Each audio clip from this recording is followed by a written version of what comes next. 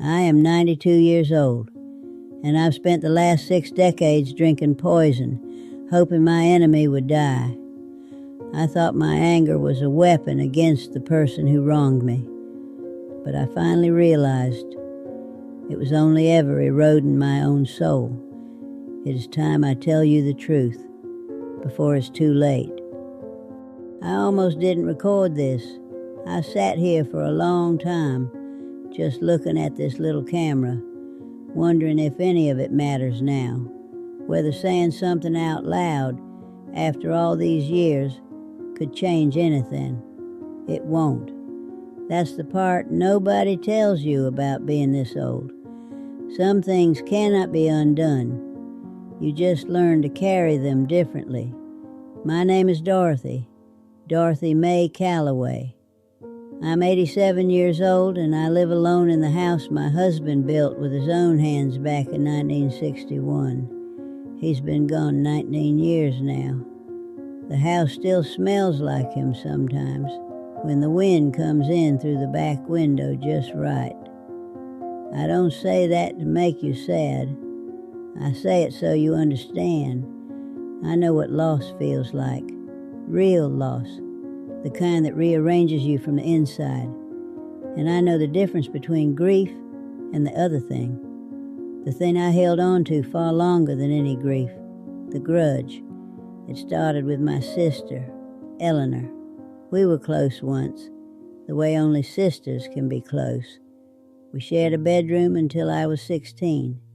We braided each other's hair. We laughed at things nobody else would understand. She was 2 years younger than me, and I was fiercely protective of her, the way older sisters are when they don't even realize they're doing it.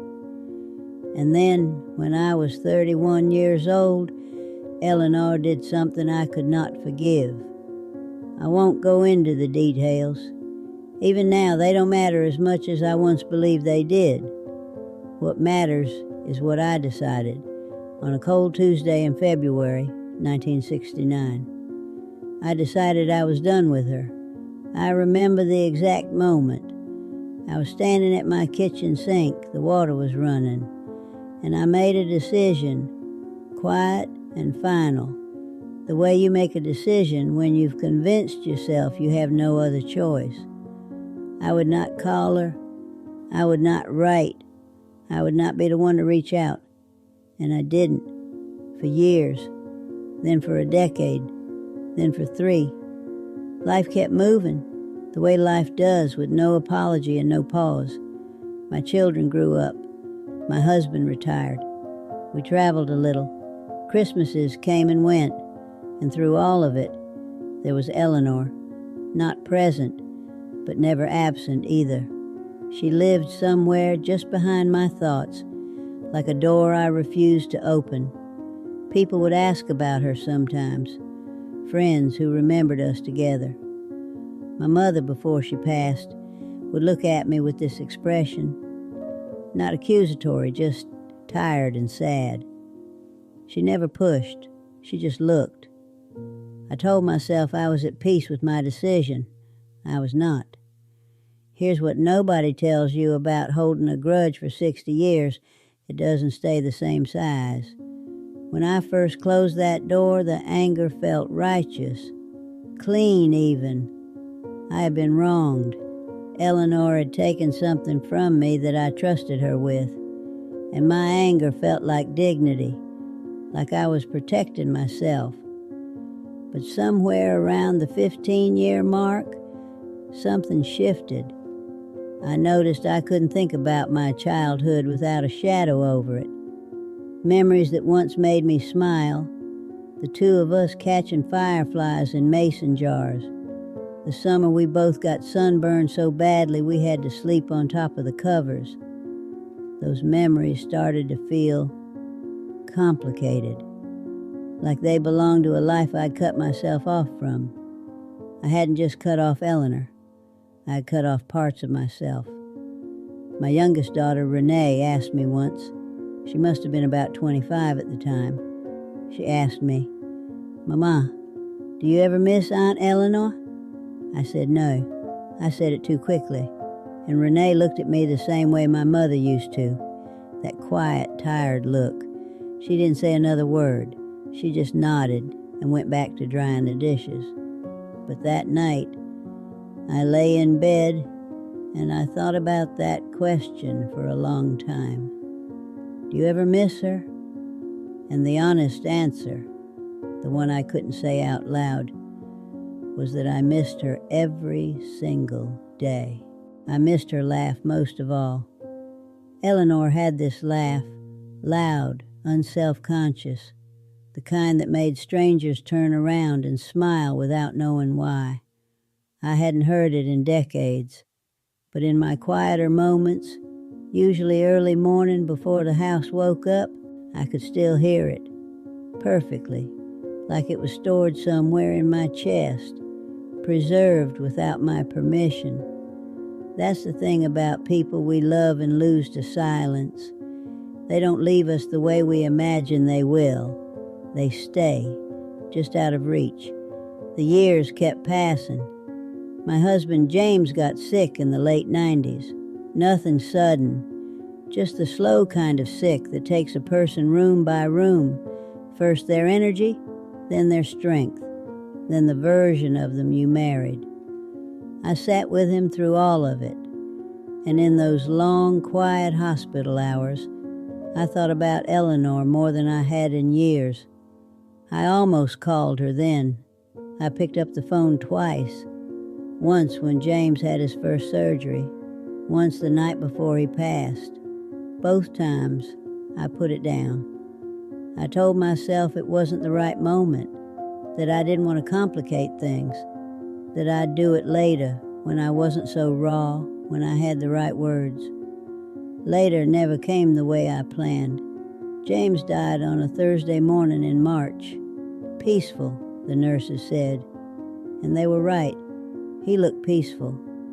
I held his hand until it went cold, and then I sat in that room for a long time, not ready to walk out into a world where he wasn't alive in it. And the person I wanted to call, the one my body moved toward before my mind could stop it, was Eleanor. Not my children, not my dearest friends.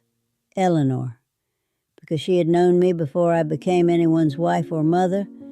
She had known me when I was just Dorothy, a girl who was still figuring out what kind of person she wanted to be. And grief, real grief, makes you want the people who knew you first. I didn't call her. I found out Eleanor passed in the spring of 2019. A cousin sent a card, just a few lines. Eleanor had gone quietly at home, surrounded by her children. She had been ill for some time, apparently. Nobody had told me. I suppose they assumed I already knew, or perhaps they assumed I wouldn't want to know. I read that card sitting at this same kitchen table where I'm recording this now, and something in me, something I had kept tightly wound for nearly 60 years, just gave way. Not dramatically. There was no great sobbing. I just sat very still, and I understood, in a way I had never let myself understand before, that I had waited too long, not just to forgive her, to tell her I missed her, to hear her laugh one more time, to say, I don't even know what I would have said. Something true, something that didn't have all those hard years built into it. I had carried this weight for 6 decades, believing it was protecting me. It wasn't protecting me. It was just heavy. I'm 87 years old now. My knees ache. My mornings are slow.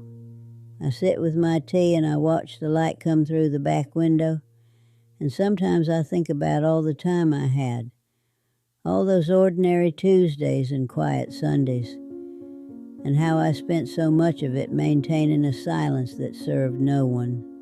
Not me, not Eleanor, not the women we might have still been to each other in the years we had left. The anger I held felt like power once. It felt like the only way I had to say, what you did mattered, what you did hurt me. But Eleanor knew she had hurt me. She didn't need my silence to confirm it. My silence only ever confirmed it to myself, over and over, every day, for 60 years. That is not strength. I understand that now. Much too late, but I understand it. If you've listened this far, thank you. I didn't record this to tell you what to do. I'm too old to believe I know what's right for anyone else's life. I just wanted to say it out loud, finally, to let it exist somewhere outside of me. If there's someone you've been silent with, not because the wound isn't real, but because time kept passing and the moment never felt right, maybe just sit with that today. Not for them, just for yourself. I wish someone had told me sooner that I was the one carrying it. I wish I had put it down,